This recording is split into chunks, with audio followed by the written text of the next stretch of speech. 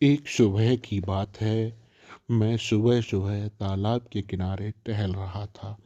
उधर सामने से एक वृद्ध तेज रफ्तार में दौड़ता हुआ आ रहा था। अनायास ही मैंने पूछ लिया, श्रीमान, इस उम्र में इतनी दौड़ क्यों कर रहे हो? कौन हैं आप, श्रीमान? उस वृद्ध ने कहा, मैं मनु हूँ। मैंने पूछा, गुरुदेव, आप इस उम्र में इतनी फुर्ती कैसे ले पाते हैं? मनु ने कहा, आधुनिक भारत में भौतिकवादी होने के कारण इस उम्र में फिट रहने के लिए कसरत जरूरी है। मैंने पूछा, भगवान, आपके कई हजार वर्षों से दर्शन नहीं हुए, कहाँ भूमिगत हो गए थे? मनु ने कहा, बेटा, मैंने बहुत बड़ी गलती कर दी थी, इसलिए मैं मुंह छिपाता फिर रहा हूँ। मैंने कहा, क्या भगवान?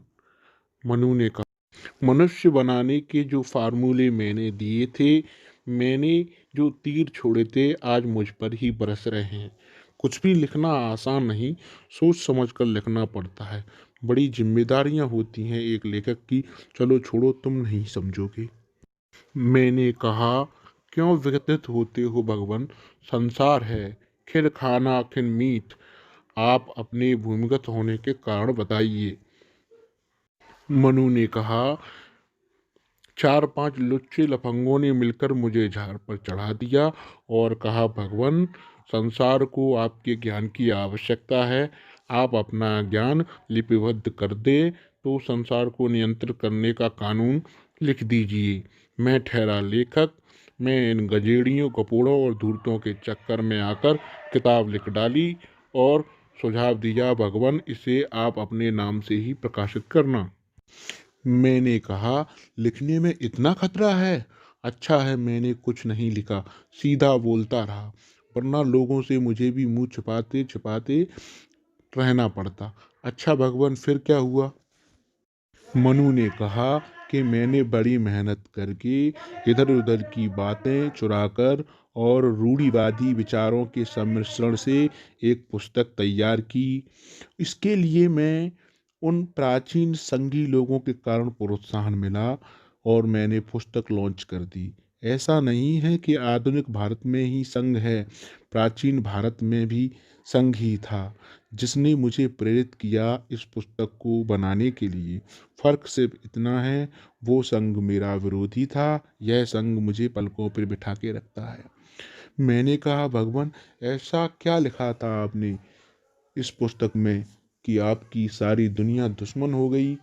मनु ने कहा, लेखक हमेशा किसी न किसी का बुरा तो बनता ही है, भले ही वह कितना ही अच्छा क्यों न लिखे। सच ये है कि कुछ गपोड़ों और गजेड़ी मेरे पास आए। उन्होंने कहा, मैंने लिख दिया, नहीं पता था क्या करना, क्या लिखना था, लिख दिया। संस्कृत सीख ली थी कैसे भी करके।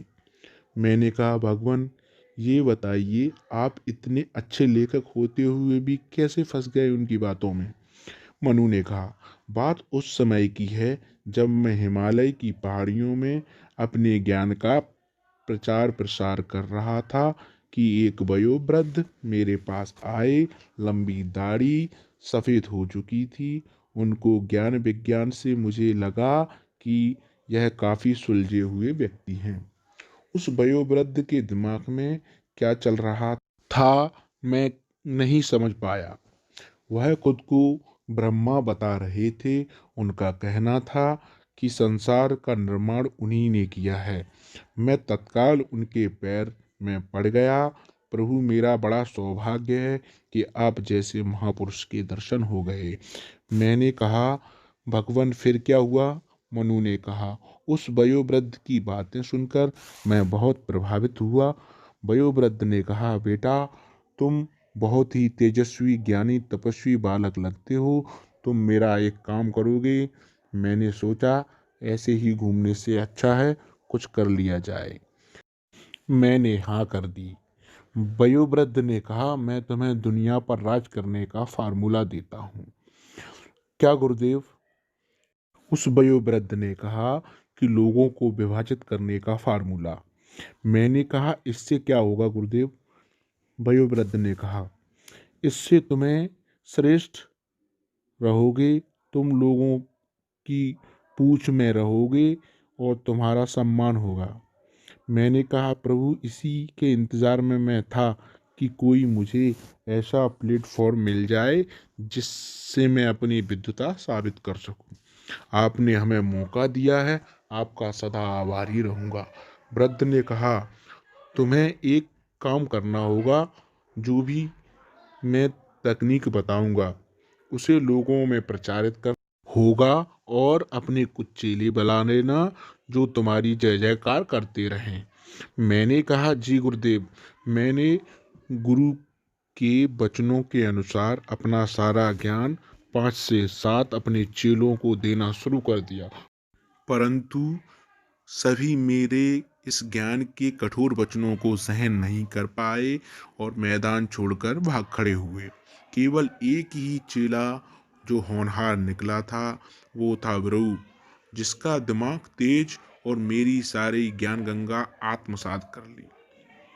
फिर कुछ समय पश्चात वह बरोबद पता नहीं कहाँ चले गए और मैं आलसी हो गया। चेला और हम दोनों मस्ती में खाते पीते और सोते रहे। मैं अपनी कुटिया में सुस्त और उबासी मार रहा था कि कुछ लोग मेरी कुटिया की तरफ बढ़ते चले आ रहे थे। मैं ठहरा लेखक समझ गया कि लोग किसी को इकट्ठा होकर कुछ सलाह करने आते हैं या किसी की कुटाई करने, परंतु कूटने का तो कोई काम मैंने अभी तक नहीं किया था। निश्चय ही कुछ सलाह लेने ही आते होंगे। उनमें से एक ने मुझे कहा, भगवान प्रणाम। मैं गदगद हो गया।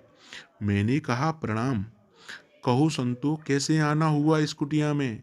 एक सज्जन बोला, प्रभु आप वही ज्ञान की गंगा हमें दे दो जो आपको ब्रह्मा ने दी थी। मैंने कहा, वह ज्ञान तो मेरा चेला भृगु ही दे सकता है, उसने पूरा याद कर लिया है। एक सज्जन, नहीं महाराज, आप दोनों मिलकर दीजिए ज्ञान। मैं भी इस ज्ञान की गंगा में नहाना चाहता हूँ। मैं और मेरा चेला भृगु दोनों शुरू हो गए अपनी ज्ञान गंगा देने। बस यही गलती हो गई, इन लोगों में से किसी एक सज्जन ने मेरी सारी बातें लिख ली। फिर क्या, वही हुआ जो एक साहित्यकार का होता है। आलोचनाएं होने लगी और मैं प्रसिद्ध हो गया। धन्यवाद।